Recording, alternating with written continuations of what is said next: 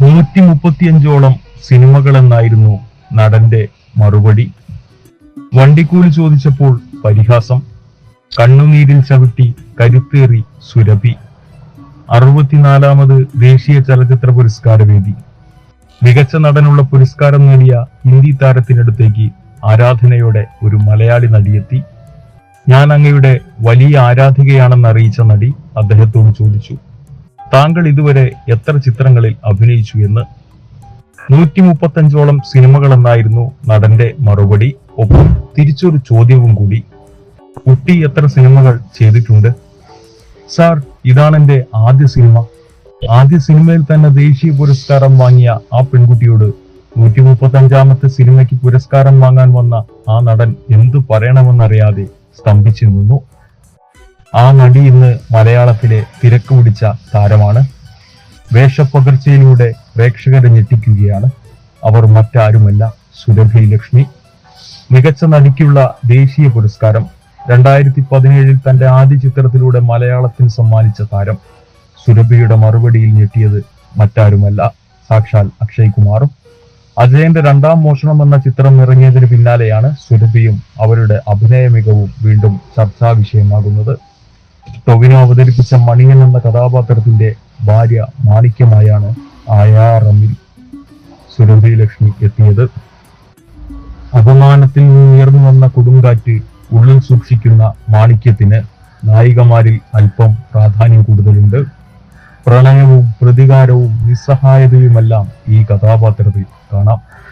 കുടുംബാംഗങ്ങൾ പോലും പിൽക്കാലത്ത് മണിയനെ തള്ളിപ്പറയുമ്പോൾ, അയാളുടെ പിൻതലമുറയിൽ ജനിച്ചുവെന്ന അപമാനം പേറുമ്പോൾ മാണിക്യം മാത്രമാണ് അയാളെ കുറിച്ചോർത്ത് അഭിമാനം കൊള്ളുന്നത്. മാണിക്യത്തെ അവിസ്മരണീയമാക്കി സുരഭി. കഠിനമായിരുന്നു സുരഭിയുടെ കലാജീവിതത്തിലെ ഭൂതകാലം.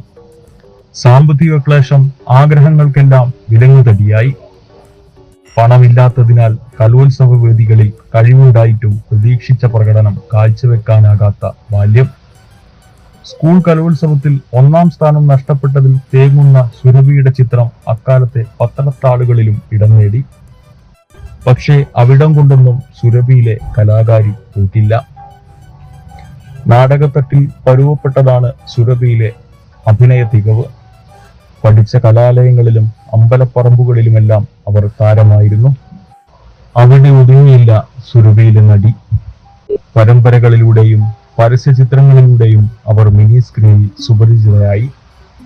MIT മൂസ എന്ന ഹാസ്യ പരമ്പരയിലെ പാത്തുവായി മലബാറിന്റെ മനം കവർന്ന സുരഭിയെ പ്രേക്ഷകർക്ക് തിരിച്ചറിയാൻ മറ്റു പരിചയപ്പെടുത്തലുകളുടെ ആവശ്യമുണ്ടായിരുന്നില്ല. മലബാറിന്റെ മഞ്ജു വാര്യർ എന്നുവരെ വിശേഷണങ്ങൾ വന്നു. ഹയർ സെക്കൻഡറി പഠനകാലത്താണ് ബൈ ദ പീപ്പിൾ എന്ന സിനിമയിലൂടെ ചലച്ചിത്ര രംഗത്തെ അരങ്ങേറ്റം. പക്ഷെ മികച്ച വേഷങ്ങൾ സുരഭിയെ തേടിയെത്താൻ അത് മതിയായിരുന്നില്ല. പിന്നീട് അങ്ങോട്ട് കുറെ കാലം സുരഭി തന്നെ പറഞ്ഞതുപോലെ BPL കഥാപാത്രങ്ങൾ മാത്രമായി ഒതുങ്ങി. ചലച്ചിത്ര രംഗത്തും തുടക്കകാലത്ത് അവർ കയ്പുനീർ ഒരുപാട് കുടിച്ചു.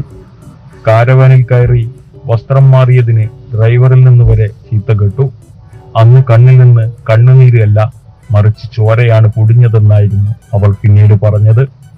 പ്രതിഫലമില്ലാതെ അഭിനയിക്കാനെത്തി മടങ്ങുമ്പോൾ വണ്ടിക്കൂലി ചോദിച്ചപ്പോൾ സീരിയൽ നടിമാരുടെ സ്വഭാവമാണിതെന്നായിരുന്നു പരിഹാസം. കാലങ്ങൾക്കിപ്പുറം തിരക്കഥ എന്താണെന്ന് പോലും അറിയാത്ത ഒരു പെൺകുട്ടി അസിസ്റ്റന്റ് ഡയറക്ടർ കൊടുത്ത 4 പേപ്പർ വായിച്ച് അഭിനയിക്കുന്നു.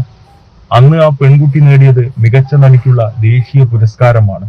അന്ന് അവർ പിന്നിലാക്കിയത് ഇന്ത്യൻ സിനിമയുടെയും സൗന്ദര്യത്തിന്റെയും മുഖമായ ഐശ്വര്യ റായിയെയും. ആ അവാർഡിനെ കുറിച്ച് അന്ന് സുരഭി പറഞ്ഞത് എന്റെ തലയിൽ വീണ ദേശീയ ചക്കയെന്നാണ്. അന്ന് അവർ കേരളത്തിന്റെ മലബാറിന്റെ നരിക്കുനി എന്ന ചെറുഗ്രാമത്തിന്റെ തന്നെ അഭിമാനമായി മാറി. സംസ്ഥാന ചലച്ചിത്ര അവാർഡ് നിർണയത്തിന്റെ സമയത്ത് ഭാഷാ ശൈലി കൊണ്ട് മാത്രം പിടിച്ചു നിൽക്കുന്ന നടിയാണെന്നും അതുകൊണ്ട് മികച്ച നടിക്കുള്ള പുരസ്കാരം പറഞ്ഞ അതേ സംവിധായകന്റെ സിനിമയിൽ അഭിനയിച്ചാണ് സുരഭി ദേശീയ അവാർഡ് സ്വന്തമാക്കിയതെന്നാണ് ആ അവാർഡ് നേട്ടത്തിനെ പൊന്നിനേക്കാൾ മൂല്യമുള്ളതാക്കുന്നത്. അമ്പലപ്പറമ്പിലെ സ്ഥിരം നർത്തകിയായി അറിയപ്പെട്ട വായാടിയായ കൗമാരക്കാരിയിൽ നിന്ന് എന്തും തുറന്നു പറയാൻ തന്റെ ഇടമുള്ള സഭാകമ്പമില്ലാത്ത കലാകാരിയായി സുരഭി ഇതിനോടകം മാറി. പക്ഷെ സീരിയൽ താരമെന്ന ലേബൽ ചാർത്തി പിന്നെയും ഇകഴ്ത്താൻ ശ്രമം നടന്നു. കോഴിക്കോടൻ സംസാര ശൈലി ജനമനസ്സിൽ കൂറിയിട്ട സുരഭിക്ക് ആ പേരിലും അവസരങ്ങൾ നിഷേധിച്ചു. നർമ്മവേഷങ്ങളിൽ നന്നായി ഇണങ്ങുന്ന കലാകാരിയെ പ്രധാന വേഷങ്ങളിലേക്ക് കാസ്റ്റ് ചെയ്യാൻ പലരും മടിച്ചു നിന്നു. എന്നിട്ടും അവർ തളരാതെ പോരാടി. കിട്ടുന്നതെല്ലാം ബോണസ് ആണെന്ന് ആവർത്തിച്ചു.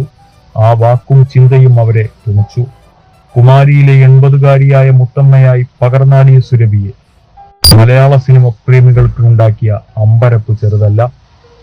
സാധാരണക്കാരിയായ പാത്തുവിൽ നിന്ന് 64 പല്ലും അധിക ചെവിയും വെച്ച് ക്രൂരമായി ഭയപ്പെടുത്തുന്ന മുത്തമ്മയിലേക്കുള്ള പകർന്നാട്ടം പ്രതീക്ഷകൾക്കപ്പുറമായിരുന്നു. സമാനമായ രീതിയിൽ പ്രേക്ഷക പ്രതീക്ഷകൾക്ക് കോട്ടം തട്ടാതെയാണ് മണിയന്റെ മാണിക്യമായുള്ള രൂപമാറ്റവും.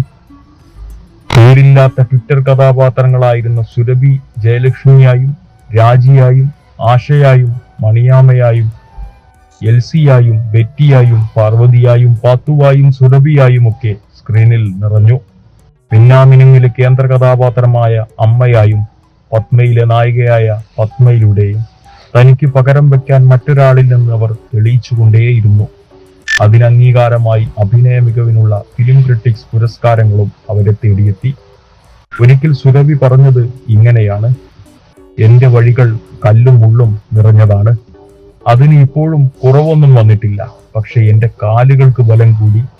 ഇല്ലിമലയിലെ ചാത്തനായും മാണിക്യന്റെ മാണിക്യമായും അരങ്ങിൽ വിസ്മയം തീർത്ത മലയാളത്തിന്റെ പെൺകരുത്തിന്റെ കാലുകൾക്ക് ഇനിയും ബലമുണ്ടാകട്ടെ.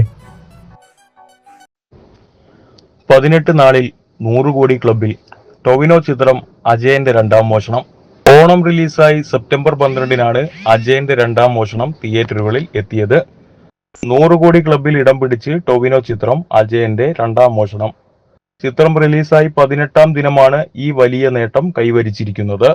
ആഗോള ബോക്സ് ഓഫീസിൽ നിന്ന് ചിത്രം 100 കോടി ക്ലബിൽ ഇടം പിടിച്ചതായാണ് നിർമ്മാതാക്കൾ അറിയിച്ചിരിക്കുന്നത്.